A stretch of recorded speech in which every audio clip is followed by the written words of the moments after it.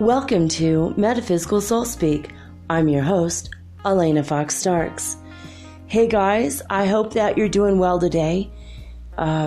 This is the day out of time. Wouldn't that have been cool if we all just had the day off and no one really thought about it?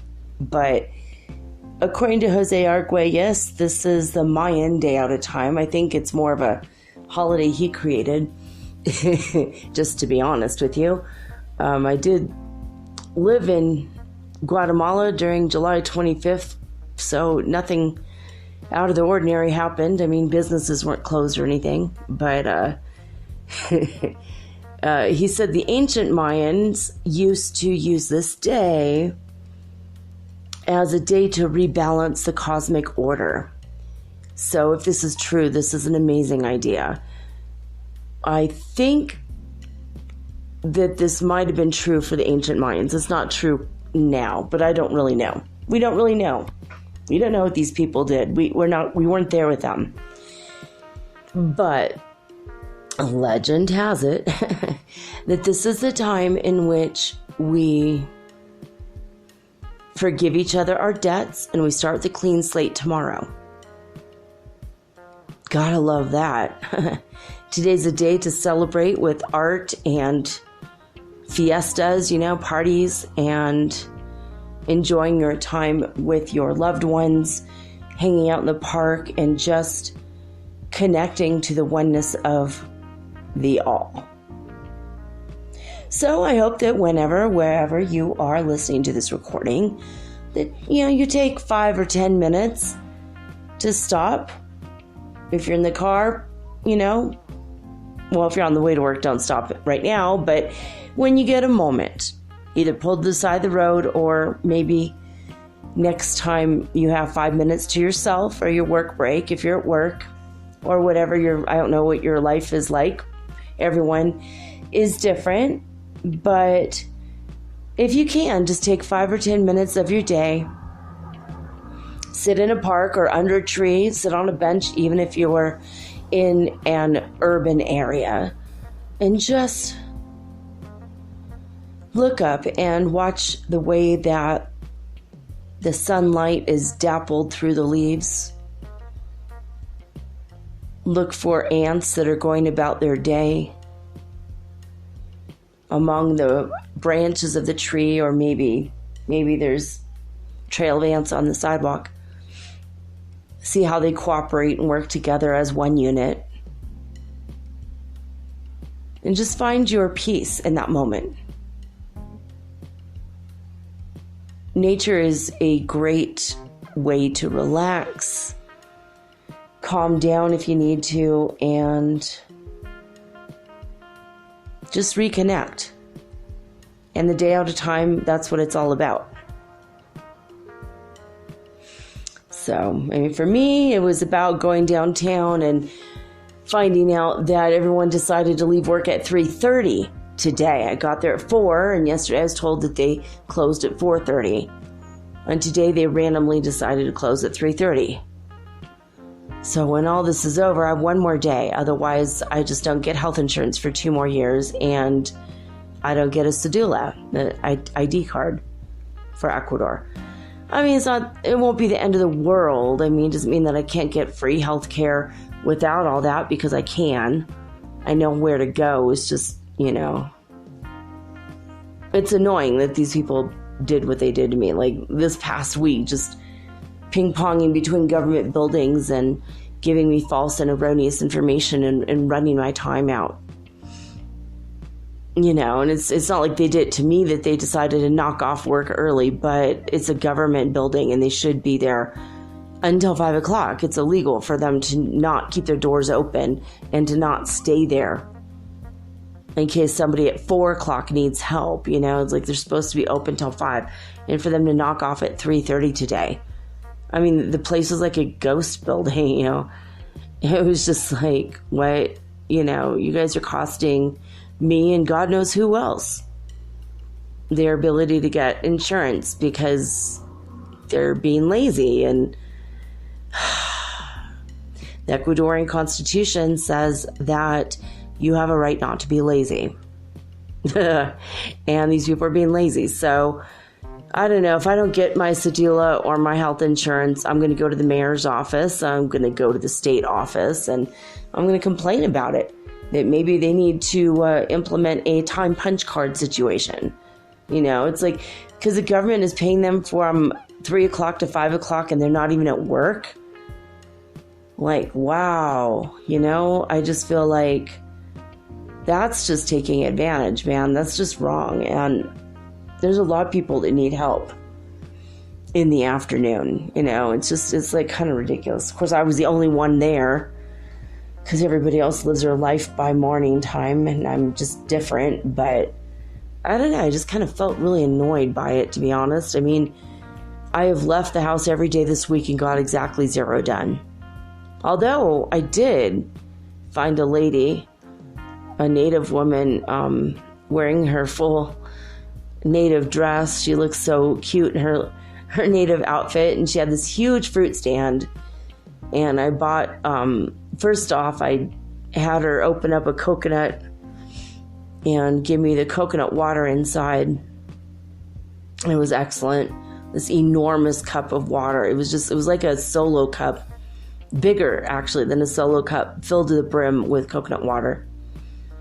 And then I had, like, coconut water is really good for you, especially when it's right out of the coconut like that. And it's like, it's great because it's got all the minerals in it, and it's really refreshing.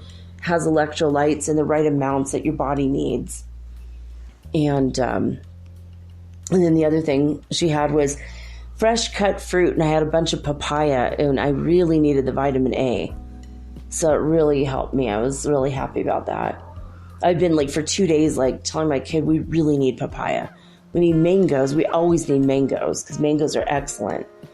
The papaya was the thing, and I don't normally eat papaya, but I don't know. I just had a craving, and I'm like, oh, my body really needs the vitamin A lately. So anyway, that was, my day again.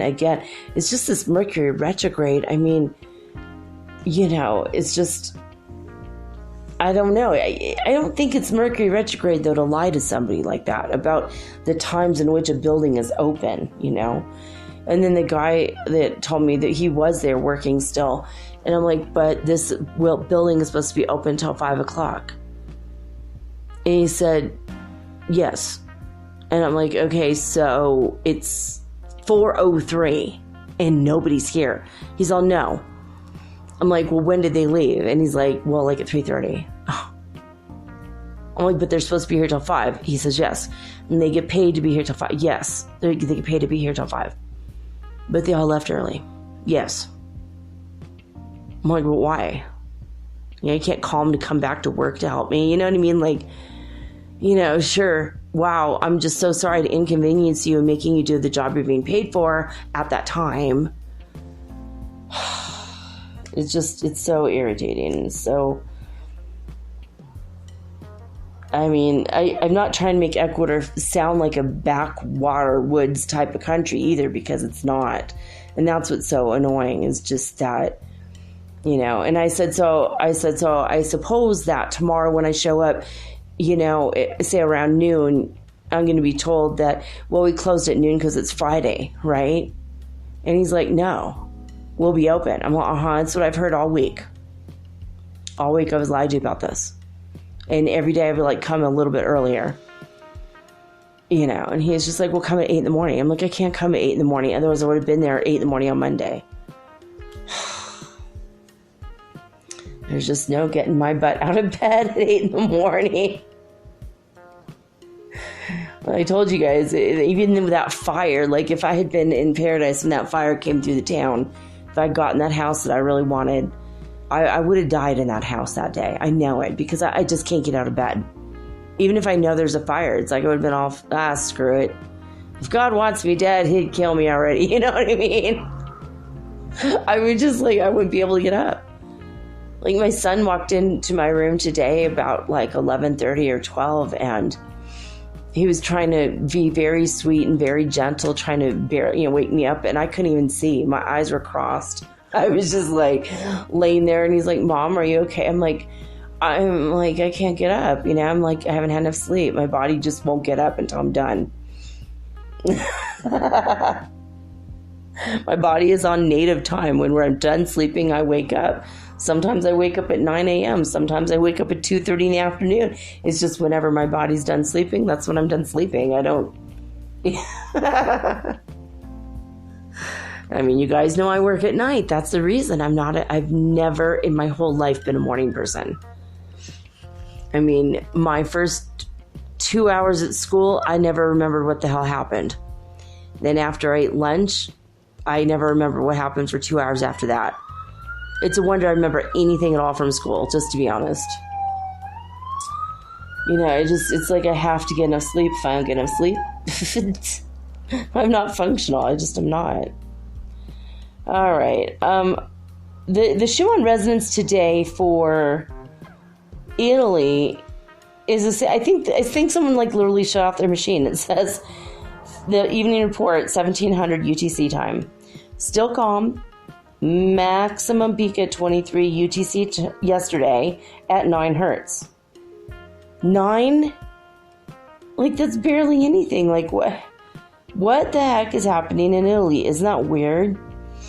Now, this one is weird too, though. Okay, so I'm going to go over here to look at the other website, the Heart Math Institute, and this is weird. Okay, so at midnight, they reported, I'm going to go by city. Okay, so at midnight, California was at 200. At 1 in the morning, they were at 204. Went up to 208 at 2 a.m., 210 at 3. And then at 4 a.m. in California, the Schumann resonance was 211 hertz. I mean, that's well into the fifth dimension for sure, which starts at 40. So in Hofuf, Saudi Arabia, they started off at 15 at midnight, went down to 12 at 1, then 8. They went down to 8, practically normal Earth at 2. Normal Earth values is 7.83. And then they went down to 4. It's so bizarre, right? They went down to 4 at 3 a.m. and down to 0 at 4 a.m. I mean, are you guys finding that bizarre? I mean, for me, I think this is kind of weird, right? Lithuania last night. Let's see, does it have the city? No, it just says Lithuania. So basically the country of Lithuania, wherever this meter is at. That one reads 163 at midnight and steady until 2 o'clock in the morning, when it goes up to 165, just a little bit. 167 at 3 and 168 at 4. But that's huge, right? I mean, 168, it's pretty huge. So now this one is the most shocking one in Alberta, Canada. At midnight, the Schumann resonance in Alberta, Canada was 524. An hour later, it was 535. At 2 a.m., an hour later, is 549. And it went up at 3 a.m. to 563. And then up to, at 4 a.m., 576.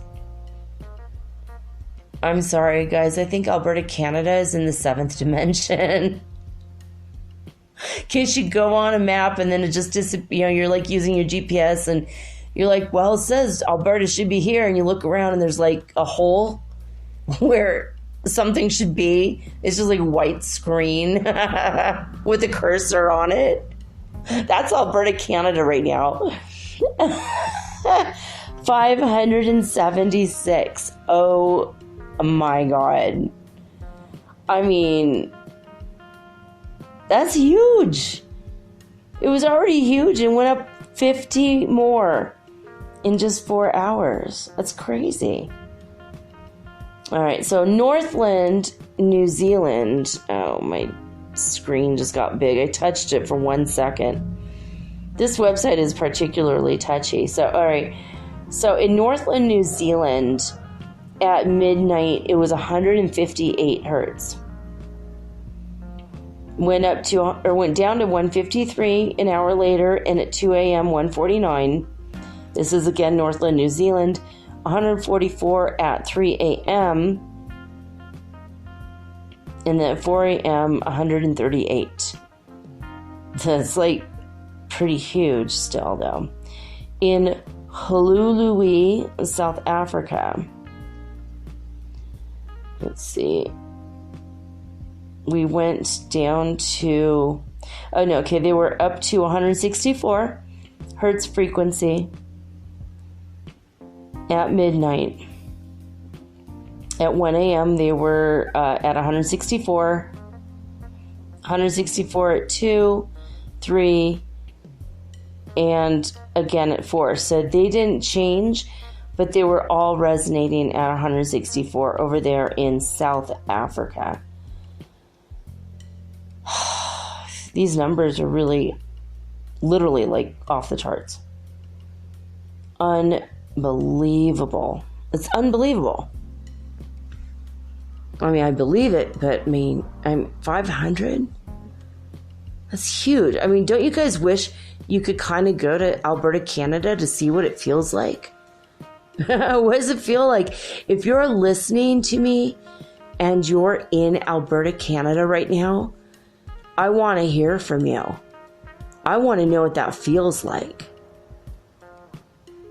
Like, what is happening over there that is so high? I mean, is this next to, like, a magnetic anomaly in general? Is this next to a power plant? I mean, what is going on?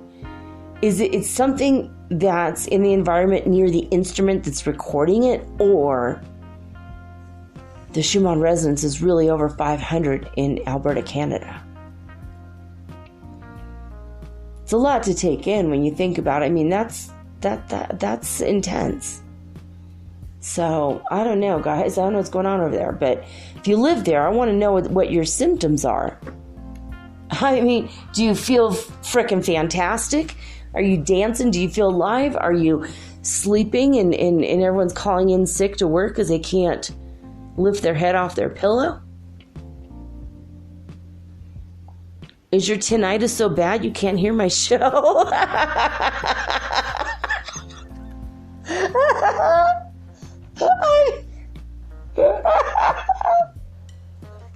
I mean, I want to know what's going on in Alberta, Canada.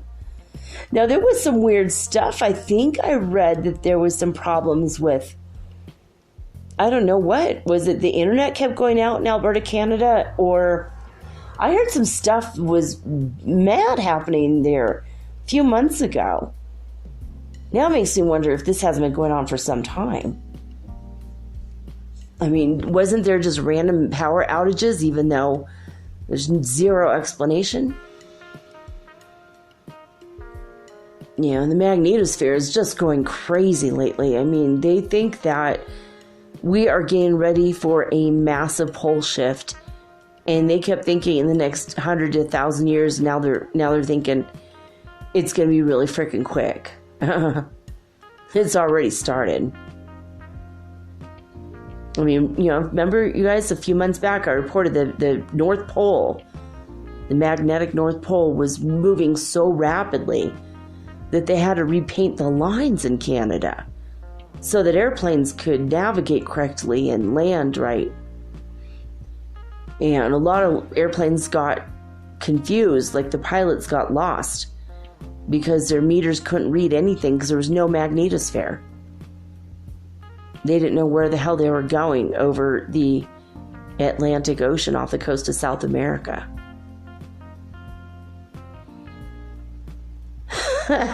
It's kind of fun to watch, right? Speaking about fun to watch, I've been watching for what's going on with the smart cars. You know, the technology by Waymo and a few others. I think Argo AI was another one I read about today. My friend's dad was, or I should say my friend's dad, my son's friend's dad, so basically my friend's husband, he was test driving the Google cars that are self-drive. He just sits in a car all day while the car drives him around. And he gets paid like ungodly amounts of money to like just sit around and eat chips and drink soda while the car drives him around town in Detroit. I'm like best job ever. Oh my God, I want to do this so bad. I was kind of jealous, to be honest. But I've been reading up on it, and it looks like Tesla should already have their cars on the road, but we all know they're extremely expensive to begin with. And some of the companies were saying that it's going to be $70,000 to add the software and the hardware to your current car. That would, or to a brand new car, it would be $70,000. But in 5 years, it's going to be down to $5,000 to $10,000 only extra to buy a car with the smart parts. You know, and there's like different levels of these smart cars. It's like, and then, you know, the auto self-driving cars. So, I mean, like the first level is it kind of, you can put on cruise control and it will avoid an accident because it has sensors all around, you know. And then the second level is that you could maybe drive limitedly on the freeway without you doing anything, which is almost like cruise control, but, you know, a little bit better, like it's only highway driving. And then the third level is when you could, you know, you still have to be in the front seat. You have to be able to slam on the brakes or grab the wheel. And then the third level is, I think it's also like you could drive maybe around town, but only for short distances, you know, like it only will go in a certain neighborhood or certain, you know, within a couple miles or something. Then when you get to the fourth level, it's that's like when you don't have a gas pedal or a steering wheel anymore. Which is kind of that's a little scary. I feel like, you know, you should have a manual way to stop the car or drive the car. If you get hacked, you know, and your worst enemy is like turning the car around to go to where he is, where he's gonna, you know, shoot you and take your backpack full of money. I don't know. Why would you have a backpack full of money? I don't know. I don't know. Are hackers gonna start hacking smart cars and create chaos because it's hilarious? I mean, will that be like the next act of terrorism, that people are just like hacking into cars and watching from their, you know, their penthouse suites or their towers or something, you know? It would be hilarious if you're not in one of the cars. It'd be terrifying if you are. You know, you can't get fresh air because a hacker has hacked your windows and you can't roll them down. You know, there's got to be a manual override. I feel like there should always be a manual override of one way or another. But the fifth level, that's the kind of car I want this kind of car. Not that I don't want to take responsibility for driving or whatever, but I just think it'd be super, super fun to program the car, you know, get in the car, program the car, you know, and then just hot box the crap out of your car. Just smoke as much weed as you want, bring your booze, whatever. It won't matter because you're not driving the car. The car's driving itself. It's just like it's like when I was a little kid, like we would go cross country and both my parents smoked, and they would smoke so much that my brother and I we've made a whole comedy routine about this, where we just basically, we were so, it was almost like they were hotboxing the car, but with cigarettes, and that was disgusting. And it's like, he's like, yeah, you couldn't even see that there was little kids inside, except when we were like yelling for help, and you could just see our hands sliding down the window in the back seat. It was like the only cry for help for passersby. And he reminded me that we used to literally do that to see if anyone would say anything or do anything. And well, no one ever did, darn it. But but that would be fun if it was not with cigarettes, but with weed. And I can't wait to do this. It'd be so fun. Road trip, get in the car, get the bong. All right. Get the snacks. We got to get everything together. I just thought of something there. Like, what if you were in that situation and you got your beer and you got your chips, of course you have to be healthy now. So you got your fruit and you're eating, taking a hit off the bong. You're eating your celery. And then all of a sudden you gotta pee. Do you tell your car, hey, pull over, I gotta pee? You have to program it in. Do you have to send your car a text message from your cell phone? I mean, for real, how does that work? If you have to pee, you have to get, you drop your joint and now your pants are on fire. You gotta get off the side of the road to get up and shake your pants out, Shit happens. Yeah, I'm trying to imagine what is the scenario going to be like when you're going down the road and everything's cool, and then, oh man, I gotta stop for some reason or another. Or what if you see your best friend walking down the road, you're all, hey, we gotta stop because my friend's here. I gotta pick up my friend. I don't know. Or, you see a fabulous,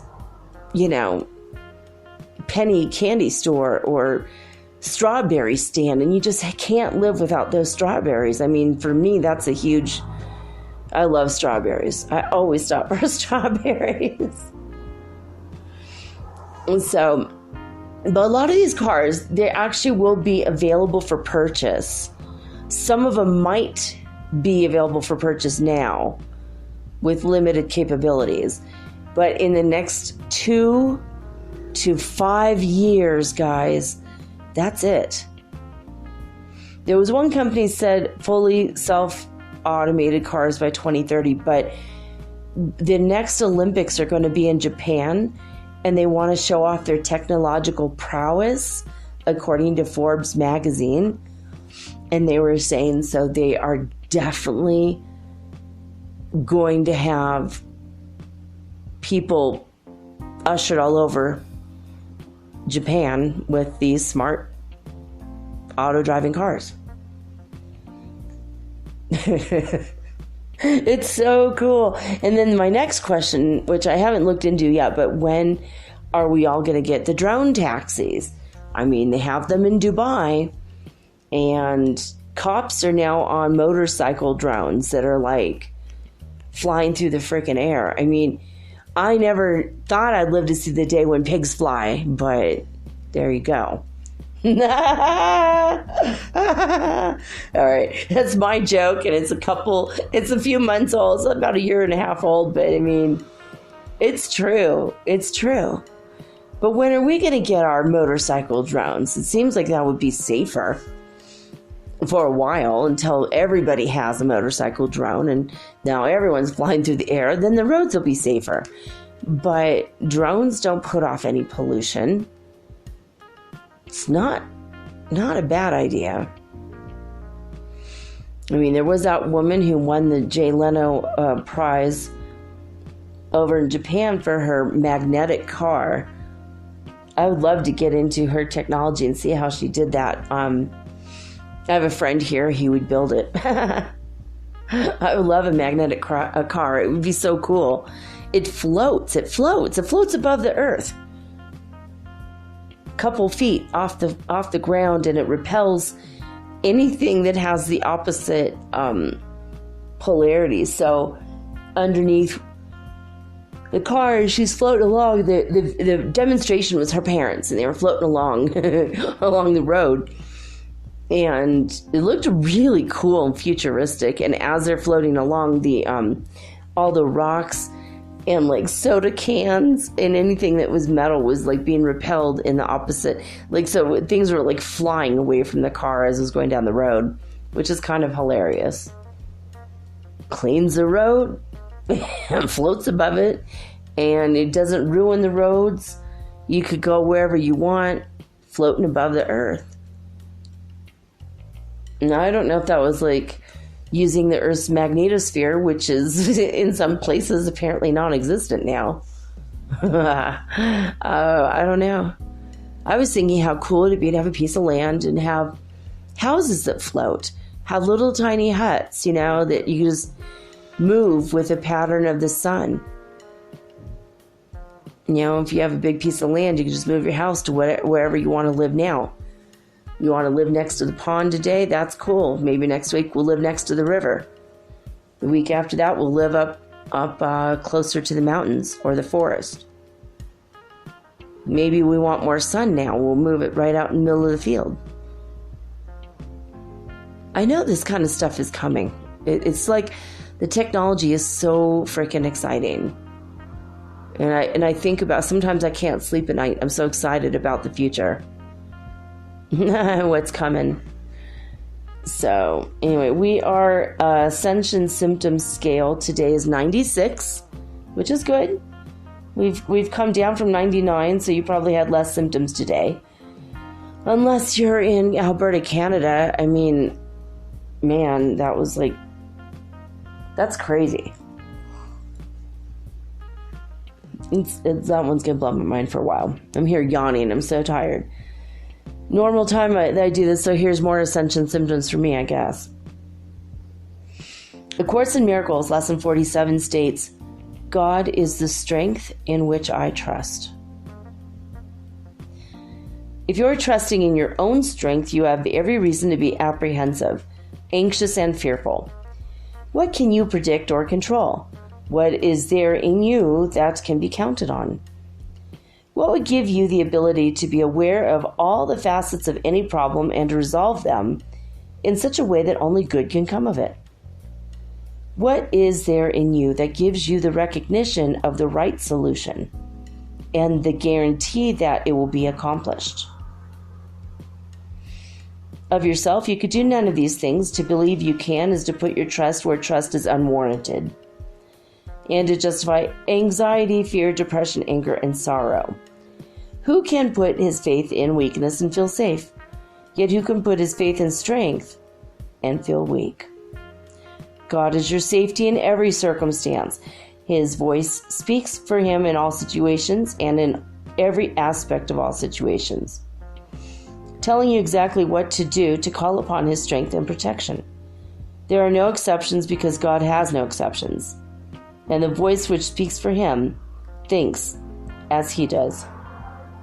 Anyway, it goes on, but that's the lesson for today. Course in Miracles, Lesson 47, God is the strength in which I trust. So basically, if you are inclined to go do the lessons and read the whole thing through, because it's pretty amazing, acim.org, or download an app of your choice. It's free, absolutely free, to take these lessons, and there's one for every day of the year. So we're going to read the basics of every single one, and if you decide not to take the lessons, that's okay. You're going to get something out of me reading them, or parts of them, just the ideas. But if you go through it and you do it, it actually will transform your life and your world, and it's literally a course in actual miracles that will actually happen to you. And if you do start it and you do have some remarkable things that happen, I would love to hear about it. And you can write me at metaphysicalsoulspeak feng@gmail.com, and I'll read your experience on the air for other people to hear, because it's nice to have positivity and encouragement and to feel like you have support.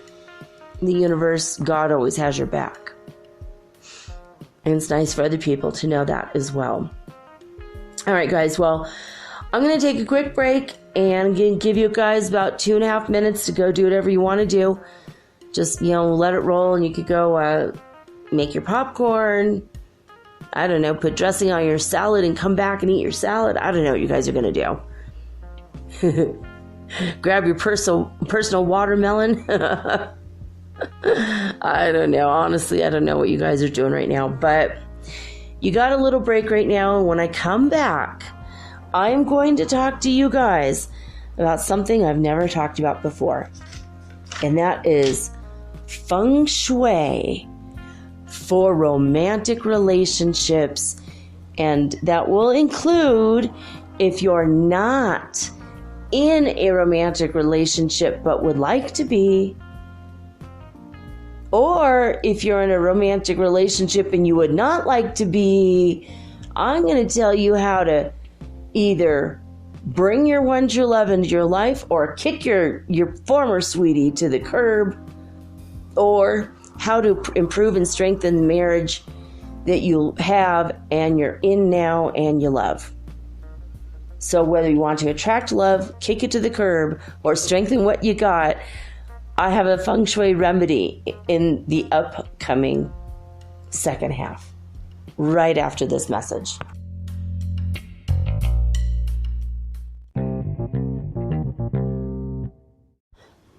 If you're listening to this, you obviously like podcasts, and you probably like music too. Long walks on the beach, romantic dancing under the stars, and oh wait, we're not doing that right now. On Spotify, you can listen to all of that in one place for free, and you don't even need a premium account, which is cool. Free is always good. Spotify has a huge catalog of podcasts on every topic, including the one you're listening to right now. On Spotify, you can follow your favorite podcasts so you never miss an episode. Download episodes to listen to offline wherever you are, including your long romantic walks on the beach. Also, one thing I love about Spotify is that you can easily share what you're listening to with your friends via Spotify's integrations with the social platforms like Instagram. So that makes it really, really versatile. Just search for Metaphysical Soul Speak on the Spotify app or browse podcasts in the Your Library tab. And follow me, of course, don't forget, so that you'll never again miss an episode of Metaphysical Soul Speak. Spotify is the world's leading music streaming service, and now it can be your go-to for podcasts too. Thank you guys so much for supporting Metaphysical Soul Speak on Spotify.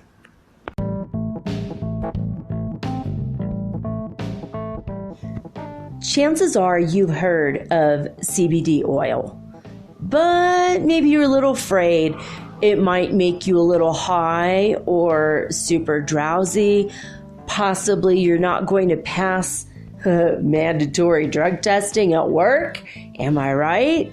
Well, I found an amazing company. I'm including the link in this episode's description. Okay. This is derived from only the hemp plant. It does not contain THC, which is the factor in marijuana that makes you high. This CBD oil has been known to reverse aging, help you through weight loss issues. You will literally lose weight on our products if you want. Also reverses hair loss. It also helps you with things like insomnia, anxiety, pain in your muscles and joints, and it gives you benefits throughout your body with its high quality antioxidants. We even have a vape. Would you like to try the blueberry cheesecake? I know I would. I mean, there's so much danger with vaping these days, but not when it is only CBD oil. That's right. You could vape not only anytime you want, because it's not going to make you high, but it's also going to be healthy for you. How's that? Pretty cool, right? Well, go ahead and look in my episode description for my link. And, well, start using your CBD oil today. If you're interested in the business end of it, it's absolutely free to join. It's absolutely free every month, actually. I have never seen a business like this in all my life. So you can start, well, using your CBD oil, and you can start a brand new side hustle for yourself. Hey! As in, Hey Yoga Shaman approves of this message. I love you guys, and, well, here's to your health.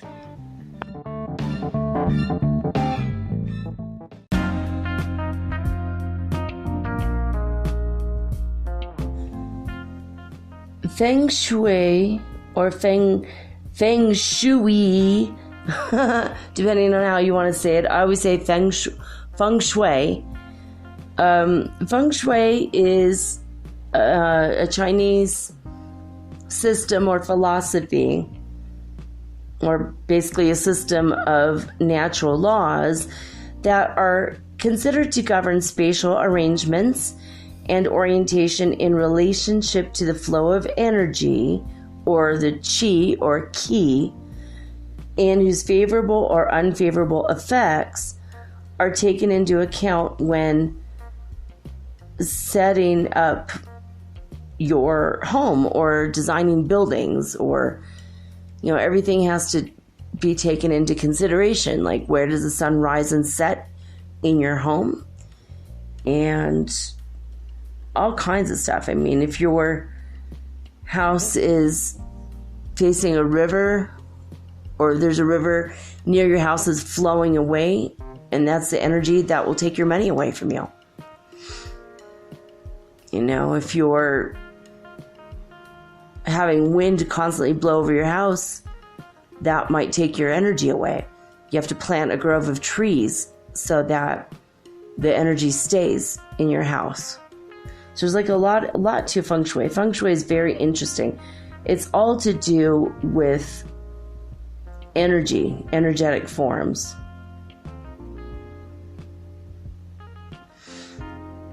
Now,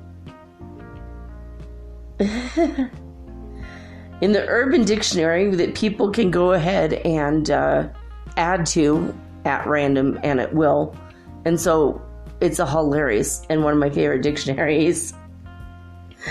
It says, Feng Shui deals not only with your personal shelter, but also the environment in general. It says, most unfortunately, Feng Shui has been perverted into a drug-related symbol thanks to the hippies, along with the yin-yang, which basically represents good and evil in us all. So, in other words, when you speak of Feng Shui to the general public, you're going to be prejudged as a nut job. This is sad, really. Hippies need to realize completely what yin-yang and Feng Shui mean. They are not drug symbols. They are philosophical symbols that originate from ancient China. These symbols have deep backgrounds, and they're worth researching.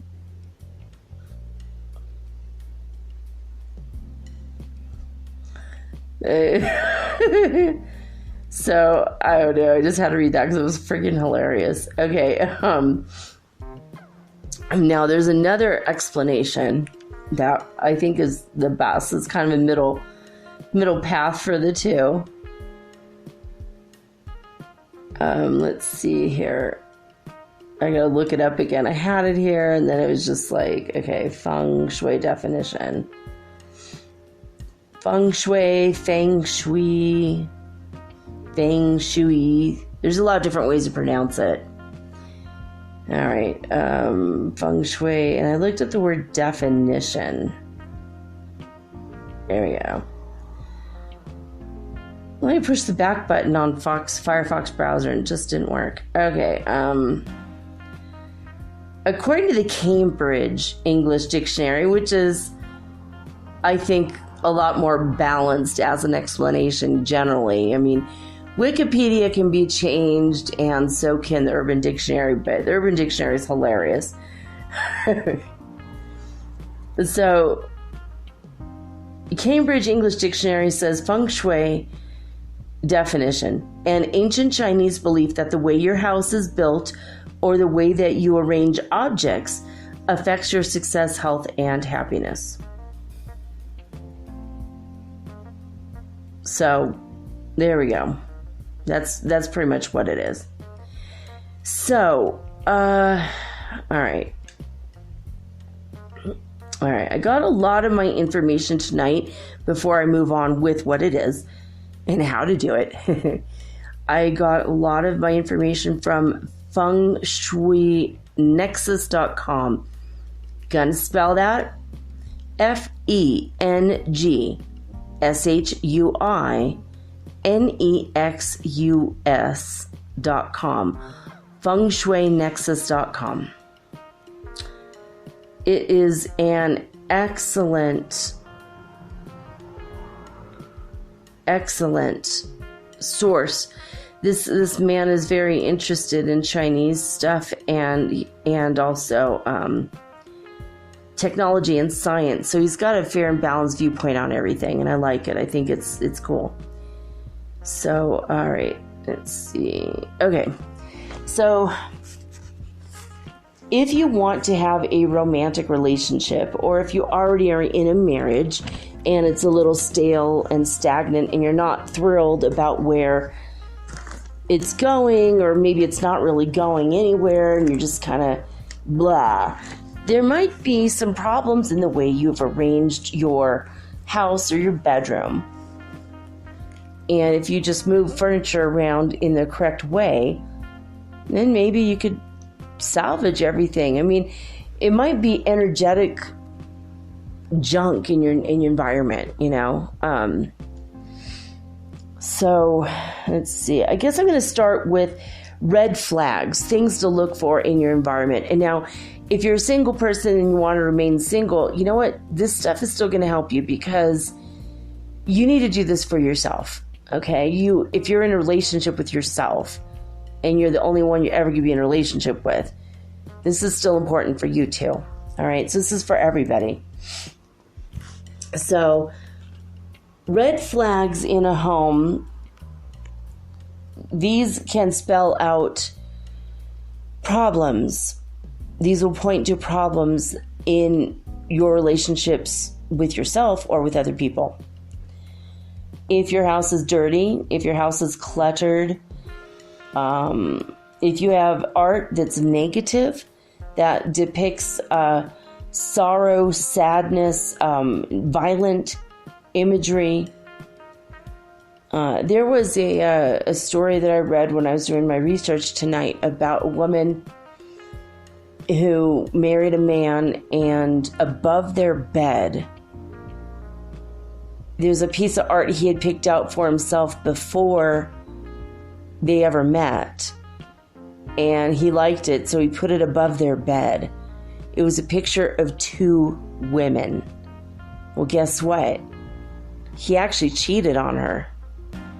He was unfaithful, because that's what the energy he put into his room, above his marital bed, no less. I mean, this stuff is serious. It's like, you know, like, what the heck? And do you guys remember Marie Diamond? My friend actually used to do her taxes, and she was a feng shui expert that talked about feng shui in your home in the movie The Secret. Do you remember that she was saying about the man who she went to his house and he's like, I can't find love. I don't know what's wrong. There's something Feng Shui wise in my house. It's something that's preventing me from having love. And she says, well, look at all the artwork you have up. It's women that are beautiful, but they're being coy and shy and turning their backs to you. He's like, yeah, that's how women treat me. And she's like, but that's your art. That's the energy you're inviting into your life, the place where you're relaxed and you're opening your subconscious mind to these ideas, and constantly these people are treating you in the way that you subconsciously expect. He's like, well, this is my art. I painted these. And she said, that's even worse. You painted this, so you put your heart, mind, body, and soul into this artwork while you're working on it, and then you hang it up around your house. She said, you know what? You need to get rid of all this art, and you need to make art that shows romantic scenes of people enjoying themselves in a way that you wish to enjoy yourself with a partner. He's like, oh, wow. That's like a huge insight. So he did it, and he drew a picture of him having a picnic with a woman, and he's feeding her a strawberry. Very sweet, very romantic, and very innocent sort of picture. And well, within a year, he was doing that exact same thing. And she ran into him in Paris, where he was having a picnic with a woman, just like the picture he had painted. And he said, you know, you're right. We're actually going to get married. So it has a lot. I think there's a lot of weight to this, even though the skeptics that I don't believe in, you know, I don't believe they exist, but I have read online that they do. The skeptics call this a pseudoscience, and there's nothing to it. But yeah, there is, because it's affecting your subconscious mind. It's affecting your psychology. You know, remember the water experiments with Masaru Emoto, which I might have to do a show on that, because maybe some of you don't know about this. But he found that when you put the energy of a word on a ball of water, and you leave it there for a while, and then you freeze the water and you look at the crystals, that every crystal in the water is different. Water is magnetic. It's almost like a living being. I mean, there's fairies in the water. There's, you know, fae folk. There's sprites. I mean, yeah, not sprites. Those are air spirits. But anyway, there's water spirits. No, that's right. Sprites. It's sylphs in the air and sprites in the water. That's why we actually have a drink called Sprite. But the energy you put into your water, and then you drink that into your body, well, your body's also 75% water, right? So whatever you have in your environment, word-wise or imagery, colors or clutter or whatever, it can affect you, and it can affect your psyche. It affects your energy. So there's a huge, you know, I mean, Feng Shui is huge in your home. When I lived with my husband, we painted our house according to Feng Shui colors. I bought a book. I can't remember what it's called now, but it was an excellent book about how to get your house ready to sell according to Feng Shui, even though we weren't sure we were going to sell at that moment or not. We ended up not selling it. His family owns it now. But this house, we painted every room according to Feng Shui. And as soon as we did that, there was such a harmony and a peace and a balance in that house for a very long time. And people would walk into our home and they'd be like, wow, this feels so amazing. There's something about this house. I don't want to leave. Is that okay? Can I just stay here for a while? You know, and people, when we did put the house on the market, it was very weird because it didn't vibe with some people's energy, because it was a very high vibrational house. After we did that, and we meditated there all the time, we did a lot of stuff. Before the fighting started, I don't even know what happened there other than his brain cancer. You know, like if there was a Feng Shui thing that happened, I don't know. But he we were happy when we tried to sell the house, and some lady was on her way to the house. She was about 6 blocks away. She pulled over to the side of the road and started throwing up violently. Got back in the car and drove back to San Francisco, 5.5 hours. Didn't even see the house. Another man came down the driveway. He went up to the house and he put his hand on the banister, and he had almost went into diabetic shock. I mean, I don't know what was going on there, but I know that we were trying to sell the house, but my husband was working against selling the house because he didn't want to. And I think he was secretly working against me or something, or maybe a subconscious, I don't know. We've been trying to sell it for a while to go buy a house up in Oregon. And we saw the earth changes coming, and, we kept having dreams about it. We got to get out of here. I feel like the water here is going to give us cancer. We need to get out of here. And sure enough, he got cancer. And his father got cancer, and a couple of our animals got cancer. And the people next door to us, their animals all died of cancer. It's just it was a feeling I had. I'm like, we got to get the hell out of here. I started drinking bottled water. He refused to do it, and he got cancer.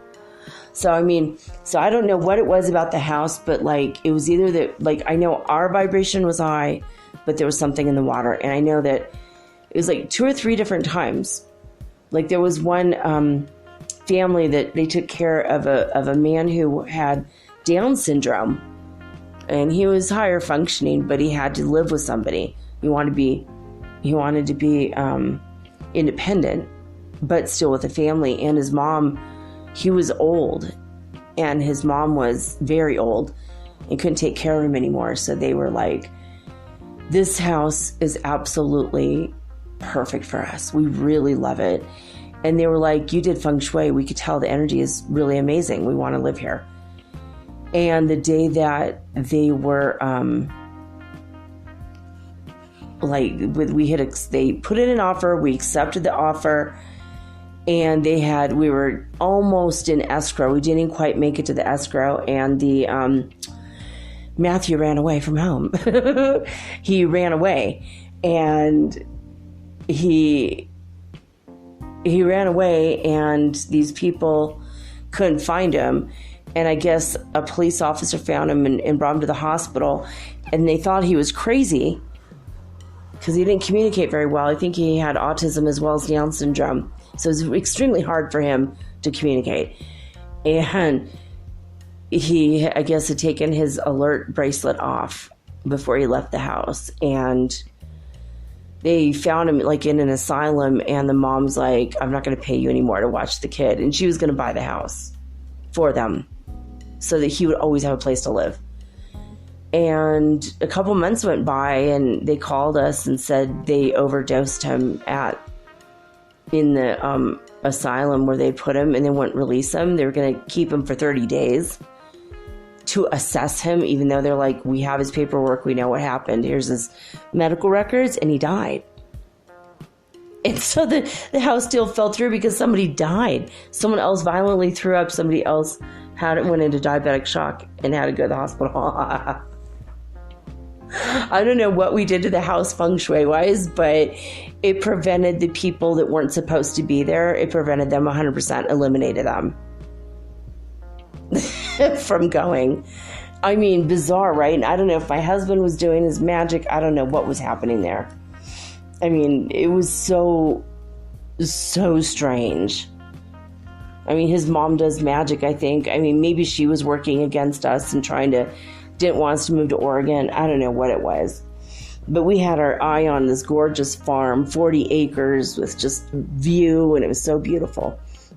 It's okay. I mean, my life didn't end up staying. I didn't end up staying there anyway, but the Feng Shui, with the people that were able to get inside the house, they were like, wow, this is there's a peace here that we don't feel anywhere else. And my brother-in-law would come up, and he would tell us, oh, I've got bad insomnia. I don't sleep more than 2 to 4 hours any given night. Sometimes I have naps in the day, but I never, ever, ever sleep more than 4 hours. And he'd come to our house and sleep in that feng shui house. And it was like, he would go to sleep and wake up 13 hours later. He's like, why do I feel so comfortable here? I feel so wonderful here. And it was just the energy of the feng shui. I think it was such a high vibration that people that had a lower vibration just couldn't handle it. But I think that feng shui can energetically create almost like an energy vortex. And I think that it can make you go faster, like in your spiritual growth. I just really feel it. I mean, when I moved out of that house, I did as much as I could with feng shui in my apartment. And I mean, I called somebody accidentally on an accidental phone call. And about a month later, same exact accidental phone call. My phone couldn't dial the 1 or something. So instead of calling New Mexico, I ended up calling somebody local. And she's like, there's a reason why this keeps happening. We're meant to be. We're meant to know each other, So she's like, I'm going to come and visit you. And, I'm going to come and I just want to meet you. So she shows up at my house, and I think she's going to be there for like an hour or two. I mean, 3 days later, she's still in my home. She's like, your energy, everything feels so great around you. I'm like, awesome. She's like, I never want to leave. Honestly, I just don't want to leave. And the neighborhood kids would come over, and they would never wanted to leave. And I had friends that come and spend the night. My drug dealer would come over to bring me my weed, and he would like end up sleeping over and fall asleep on the couch, leaving in the morning, because of feng shui. Feng shui is really, really good. Really good. So, okay. So the red flags are, of course, so the negative art, negative imagery, if you have swords hanging up on your wall and you're not finding love, or if you do find love and you're very combative with that other person, that might be a clue. If your closets are overflowing and your drawers are open and things are hanging out, you have dirty laundry. If your bed is near a wall on one side, that will limit the energy for the partner that sleeps on that side near the wall, and it will make them feel unequal in the relationship. If your bed is facing the door, and especially where your feet are pointing towards the door, especially if it's at an angle, like, say your bed's in the corner and it's facing the door, feet first, that brings death to you super fast, apparently. So that's not at all healthy, especially if you keep the door open at night. If you keep your bedroom door open and your feet are pointing out the door, or if your partner's feet point more towards the door than yours, they might leave you. It might not work out and they think the door is always open. I could just leave, I guess. I don't know. Not comparing your bedroom to hell, but I didn't mean to do that. But the doorway to hell is always open. So keep your bedroom door closed. So, a lady told me a long time ago, and she was Chinese, directly from mainland China. She said to me, what side of the bed is your husband sleeping on? I'm like, well, he sleeps to my right. Why? And I sleep to the left. And she said, oh, that's really bad. That's bad, bad, bad. You're going to end up breaking up. I'm like, oh, I don't believe in that. Blah, blah, blah. Well, we did. We ended up breaking up. It was a couple of years later. We were together 13 years. So it's not like it affected us terribly for, really. But now I'm like superstitious. I kind of feel like, well, maybe if I have a relationship again, which I want, I'm going to take my own advice. I'm going to do some of these things I'm about to tell you guys. But I think I'll have the guy sleep on the left. But I don't know. I mean, that could be just masculine energy. You could have the masculine energy and be in a female body. And, and this is like a man-woman thing. But this was like a feng shui thing she knew from her grandmother from mainland China. So I'm throwing it out there in case maybe you're just sleeping on the wrong side of the bed. I don't know. But there's other factors. Your feet can't be pointing towards a door. Another red flag is if you don't have any natural light. If you have no windows at all, you probably should just move. You don't have windows at all in your bedroom. But like if you have a basement bedroom, that's like really bad. So, it's like, are you married or buried? If you're living underground, that might not be the best thing. But if you have a window but it's always covered by curtains, you need to start letting fresh air in, letting the sunshine in. Natural light and fresh air will bring freshness and newness to your relationships. You need your airflow and your light flow. And if your nightstands are balanced and clear of clutter, and they're both exactly the same. Like if one of you has a super tall nightstand that's really big with a big honking lamp, and the lamp is enormous, and then the other nightstand is really small with a teeny tiny lamp or no lamp at all, guess who's going to feel like they have more power in the relationship? I mean, they've got to be equal and balanced and symmetrical in order for an equal partnership vibe to occur in the home. So these are things to look for, If both people have a say in the way the house is decorated, you kind of work together to make it both of your house, both of your things. That will create more harmony and balance as well. You can't, like with my ex, he had all of his art that he bought before he met his ex-wife, and it's art that she never let him hang up in their house. And it was art from Asia, and so our whole house was Asian art. He hung it up all over our house. And I was like, it's not really my style. And he's like, yeah, but it's the art we have. And I was just like, yeah, but, I didn't really have much power in that relationship because of that, not because of that, but just that was like one way in which I felt like I just didn't really have any power. Like, I don't need to lord over somebody or have power, but I'd like to have an equal partnership, like a balance.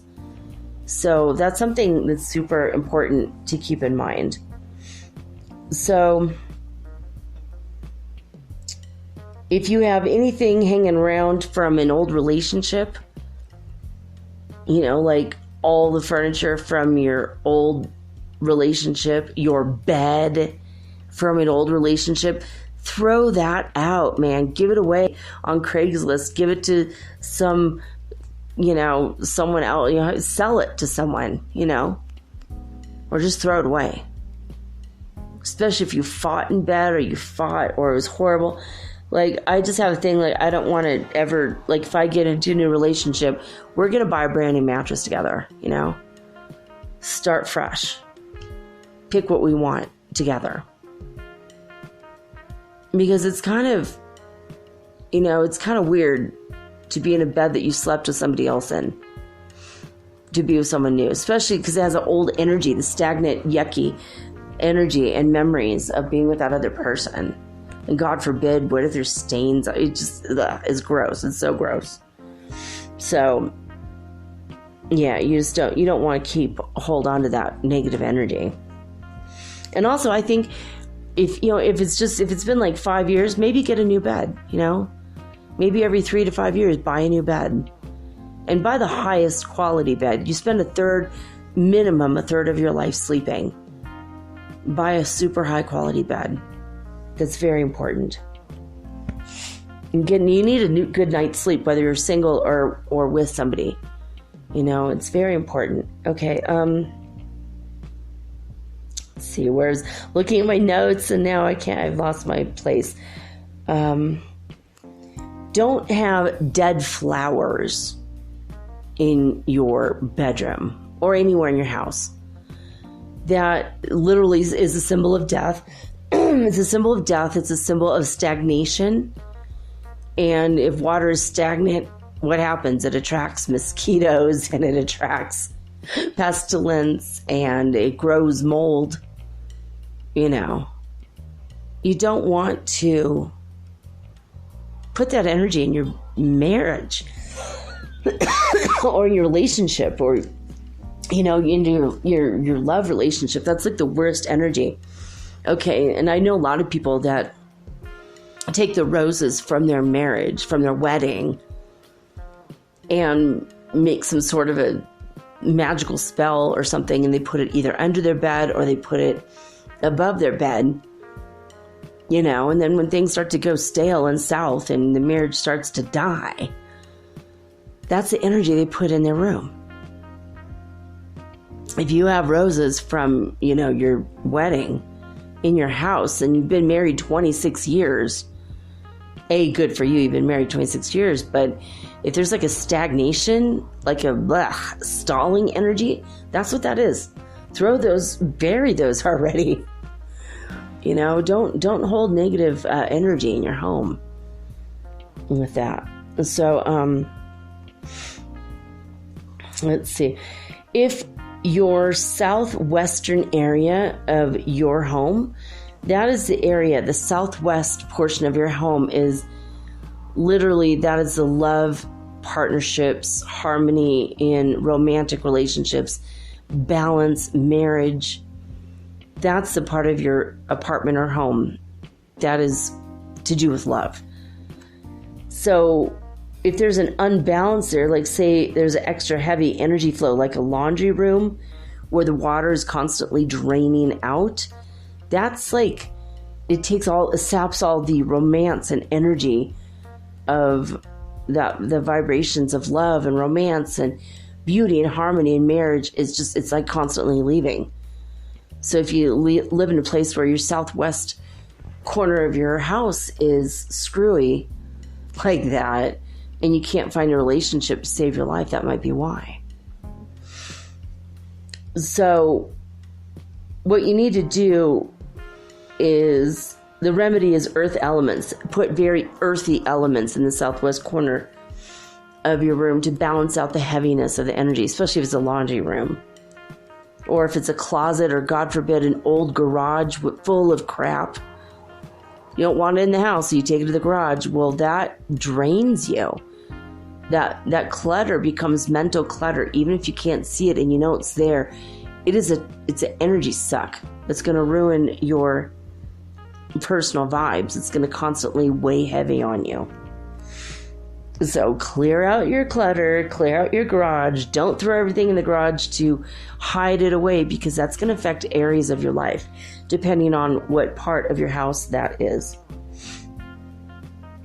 So in the southwest part of your house, whether it's your bedroom or not, put images and symbols of love and romance. Put beautiful energy, like pictures that have hearts in them, or the word love.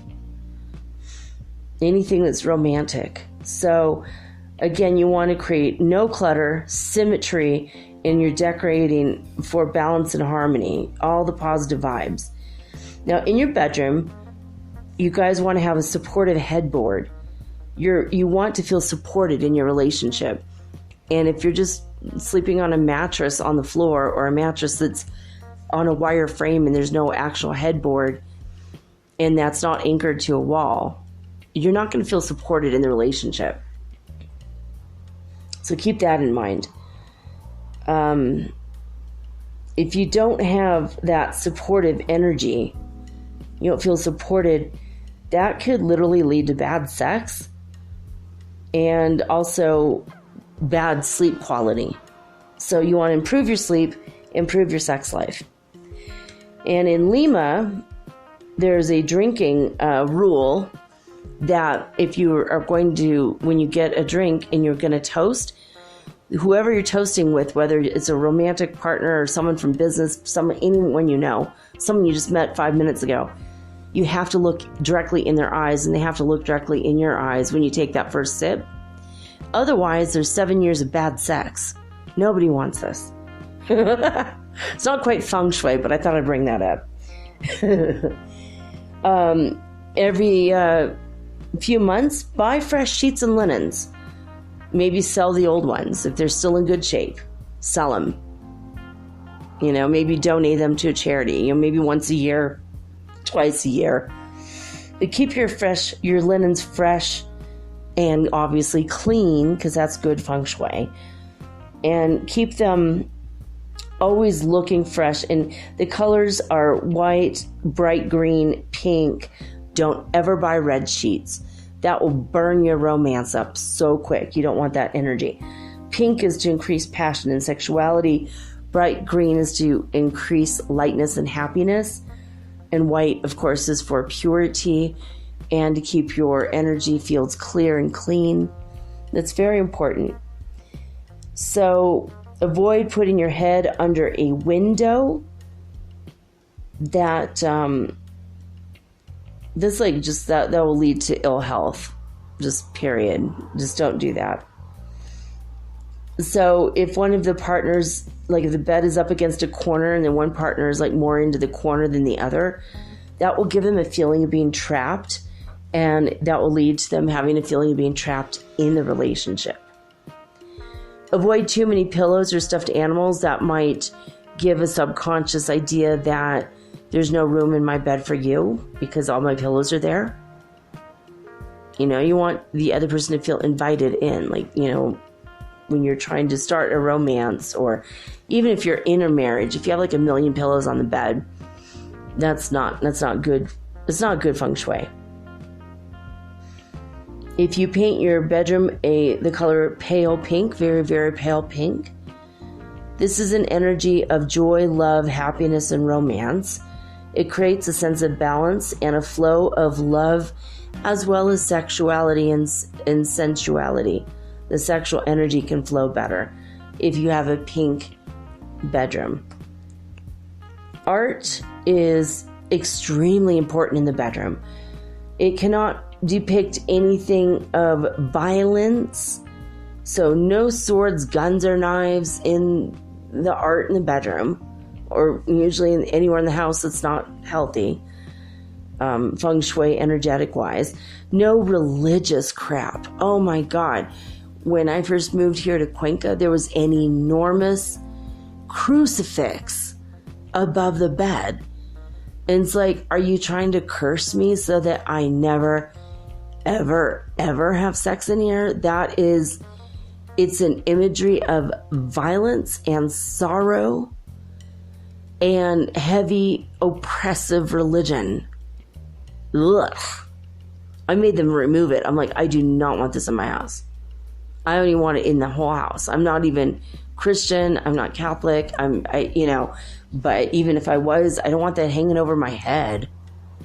I mean, one good shake from an earthquake, it would probably kill me. It's supposed to be a symbol of salvation, so that's ironic, right? Anyway, none of that stuff. Like even pictures of angels, nothing to do with religion.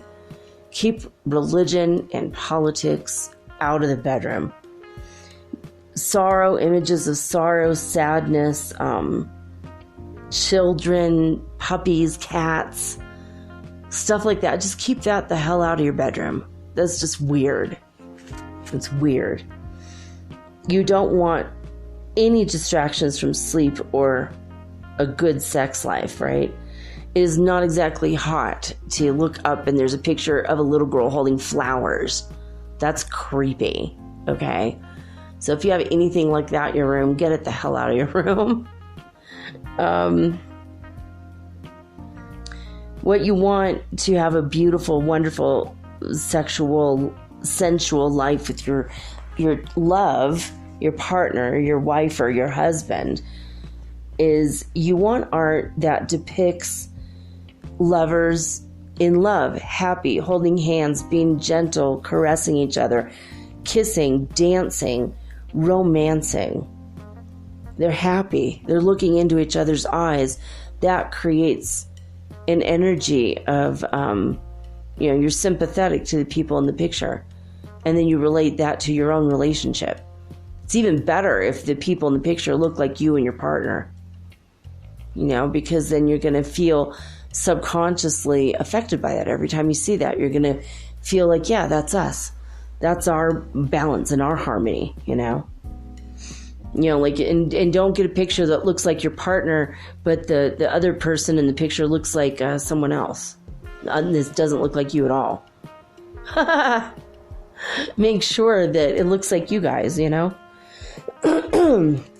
Whether it's two men kissing two women, whatever your, this isn't just, I don't mean to make this episode heteronormative at all. So, it's just like the basic examples, but, make it for you. If you are a gay male couple, have a picture of two men that look like you guys kissing, happy together.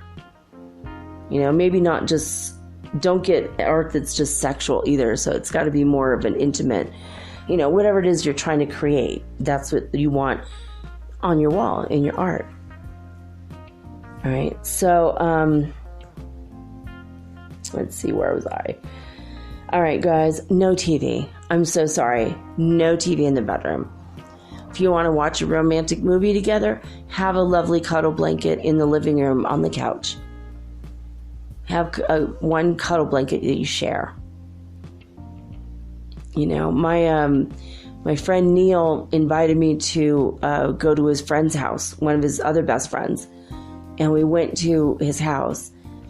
And they had the massive, their couch was so big. They had this huge mansion. And then in their TV room, they said, yeah, you got to come to our comfortable room, our TV room. And we went back there, and it was like the size of two, I would have to say, California king beds. It was a couch, but it was out. And they said, we just, we work our butts off. And when we come home, we just want to lay down. We don't want to continue sitting upright. It doesn't feel comfortable. So they had a massive amounts of pillows, and we all just laid down together on this massive bed-like thing and watched a movie together. And just talked and ate popcorn, and it was super fun. I was like, what? I can't believe this even existed, They're like, yeah, it took them a while to find it too. I'm like, this is incredible. It was so comfortable. It was wide and deep. It was just this huge couch, massive.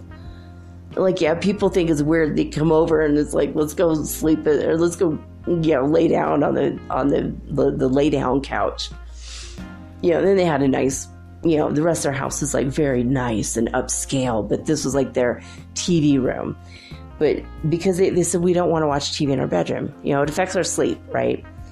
It does. It affects your sleep because TVs are the element of fire. They're yang energy, and that's a really bad energy for creating a sense and energy of intimacy. Also, it will create a lack of sleep in you guys. So no cell phones, no laptops, no work-related furniture for the same reason. It creates a lack of intimacy. In your bedroom, you should have symmetrical furniture because that represents, two matching lamps, two side tables that anchor the bed. And if it anchors it in one way or another, where one is prominent and one is just blah, guess who's going to feel like they have more power in the relationship? So matching nightstands, matching lamps, because that subconsciously sends a message to you both that you are a match for each other. Right? So you want to create that match energy as well as the equality and partnership energy. Clutter is, again, mental stress. It can lead to fighting, especially even if you have clutter underneath your bed. Clear all of that out. Clear all of it out. No family photos, no friends photos in the bedroom. That you don't want to invite people into your bedroom. You don't want to invite the influence of other human beings besides your partner and you into your, or if you're a throuple, just the three of you, not, if you're a couple, two people, you guys got it. But you don't want other people to drain your energy while you're in there. That is a room of intimacy. That is a room of privacy. And that's a boundary issue. If you keep pictures of your grandma and your 5 aunts and your 6 uncles and your 58 cousins on the wall in your bedroom, that's an issue. That's an intimacy and boundary issue. So you want to get rid of all that. Keep the pictures, sure. Put them in the hallway, put them in the living room, put them in the social rooms. Social areas of the house is where you want to have pictures of your social life. Your private world, you keep pictures of your private life. No mirrors facing the bed. That lends the subconscious idea that somebody else is in the room with you. Creepy, right? That invites other people into the room and can lead to infidelity. It's a negative, also negative entities could come in through mirrors. Always cover your mirrors. Don't have any mirrors in your bedroom at all. Unless you want to invite, negative creatures from other dimensions. You've all seen Poltergeist too, right? I mean, am I wrong about that? It's very creepy. And also, if the room is kind of dark and you're 3 feet away from a mirror and you can see your face will change, and it'll freak you out. You might wake up and see something you don't want to see, because your mind will play tricks in those circumstances. Remember the Bloody Mary story in, every little girl's slumber party from the 70s, 80s, and 90s. You don't want to, you just don't want to enter, you don't want any mirrors in your bedroom, to be honest. If you have a dressing room, or, if you have a standalone mirror that's not anchored to a wall, you could cover it up with a cloth. And I recommend always keeping it covered up if that's in your room. Unless you're using it, just keep your mirrors covered. I mean, not like with a black cloth, you're not sitting Shiva all the time, but I mean, you got to keep that, you just want to keep that energy of the mirrors. I don't like having mirrors in my bedroom. I have mirrors out, though, through the rest of my house, and I like it. It creates the illusion of space. But I don't like sleeping in my living room because of all the mirrors. It freaks me out. And you don't ever want the idea of an intruder into the relationship, a third-party intruder. So that's just a big no. No couches, no extra beds in your bedroom. As luxurious as it sounds to have that invites infidelity into a relationship. No extra beds, no couches. Yin energy is what you want to create in the bedroom. That is an energy of relaxation and intimacy. So you need soft lighting, soft colors. You can bring beautiful scents like lavender. Lang Lang is an aphrodisiac. The scent of oranges, aromatherapy oils. You can light candles. Have soft lighting. Fresh flowers, never dead, always fresh. Beautiful art. And your bathroom, the same thing, especially if you have a bathroom attached to your bedroom and it's your private bath for you as a couple. Keep an energy of it being like a spa.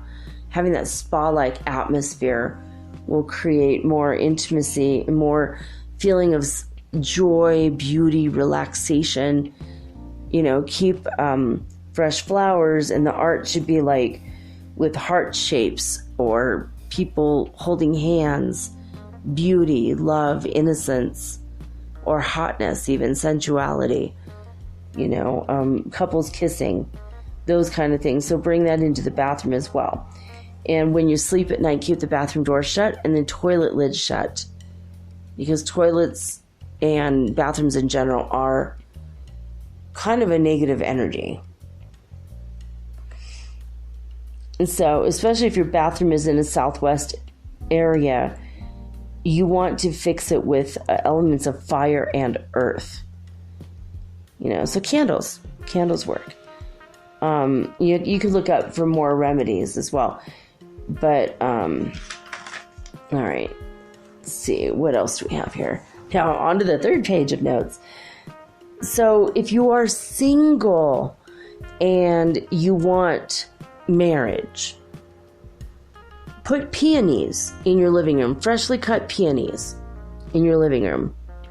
Do not ever put plants in your bedroom because that is bad feng shui. Now, if you're in a relationship that you want to keep and you love that relationship a lot, don't bring peonies into your house at all because that will invite infidelity. But if you're single and you're trying to bring someone into your world, peonies will be the thing to do it. Don't put them in your bedroom, put them in your living room. A cure for singleness is to have a set of mandarin ducks, little duck figurines that are swimming together and they're all happy and in love because ducks are animals that couple up. Or you can have a painting of mandarin ducks swimming. If you don't like ducks as a theme, you don't have to have ducks. You could have other things that show like a couple together, you know. If you are in a marriage and you're happy and you want to keep the marriage, put images and pictures of you and your beloved all around the house. Put it in frames and just put it on the walls, put it in the hallway, put it everywhere. If your bedroom is at the end of a long, skinny hallway like a freaking bowling alley, put mirrors at diagonal angles, little tiny mirrors in the hallway at different intervals, so that will break up the energy pattern of that long hallway, because that can lead to stagnation and just a harsher energy in the bedroom. If your bedroom faces the front door, especially if your feet are pointing towards the front door at night, that's a horrible position for feng shui. So the remedy is just inside the door, hang a Swarovski crystal or a crystal on a silver string. That will break up the energy of the door, the leaving energy. It will break that up. So rid your house of any signs of your previous relationships or marriage. Like I already talked about, removing the old love bed. Very important. Put candles of red, pink, or multicolored candles. That's a love cure. If you don't have any love in your life and you want it, that's a love cure. Put those up around your house. Let's see. This is a really interesting one. Put rugs under the legs of all of your furniture. This will increase your foundation of communication. Now, if you're looking for love, you want to put flowers, freshly cut flowers, in the peach blossom luck position for who you are, for what your animal sign is. So if you are a monkey, a rat, or a dragon, put flowers in the western part of your house, or apartment. And your peach blossom animal that will bring you the good luck, if you're a monkey, a rat, or a dragon, put an image of a rooster in the western part of your house. You know, it's funny, in my bedroom I do have a rooster that someone gave me, and it's like red, so I'm going to put that, I'm going to have to hang it on my headboard, which is facing west. That's kind of funny. So the element is metal and your color is gold. So a gold metal rooster, that's exactly what I have. That's hilarious. In the western part, and I'm a monkey, so that's what I'm going to do. Now, if you are a tiger, a horse, or a dog and you're looking for love, you want to hang a green wooden rabbit, something wood, something green, and something related to a rabbit symbol in the eastern part of your house or apartment.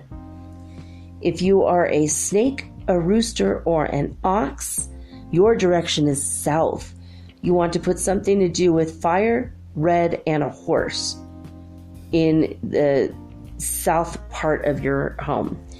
If you are a pig, a rabbit, or a sheep, then your direction is north, and your peach blossom animal is a rat.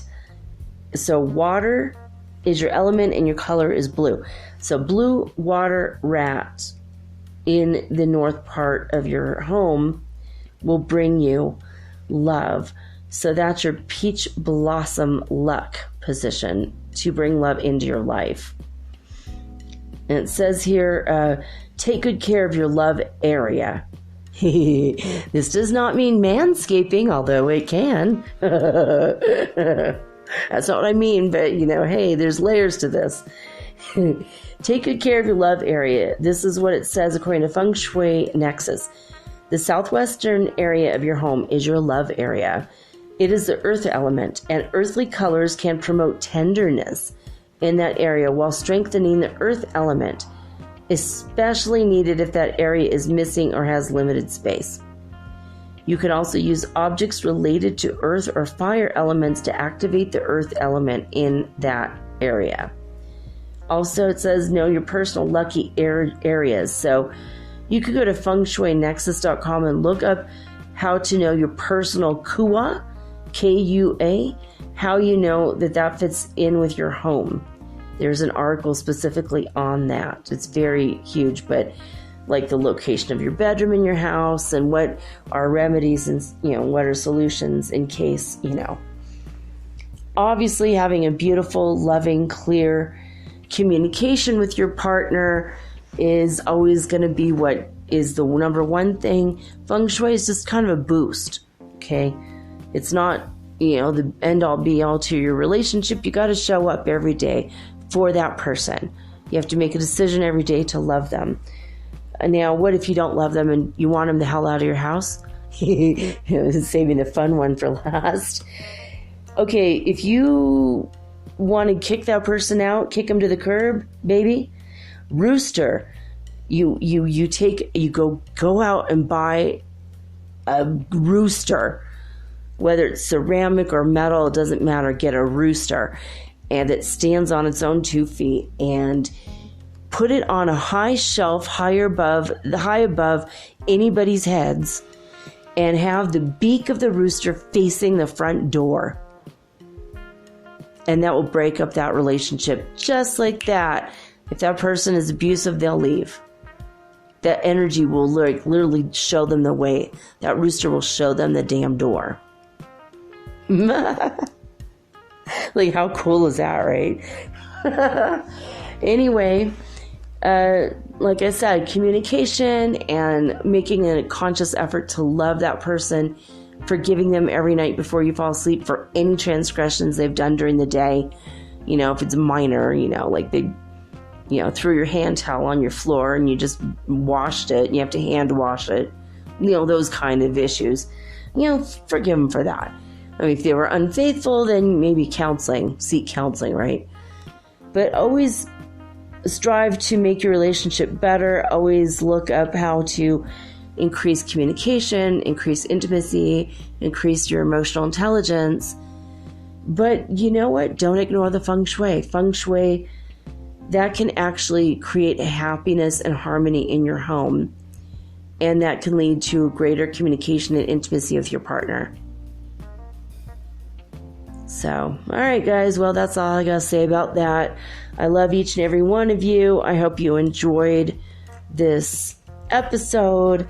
But now I'm signing off with peace and joy and the high vibes of the holy fifth dimension, baby.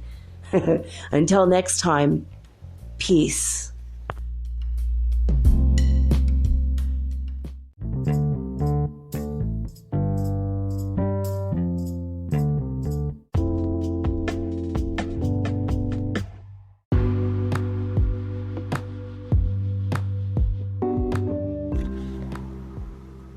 Metaphysical Soul Speak is run on sponsors and listener support.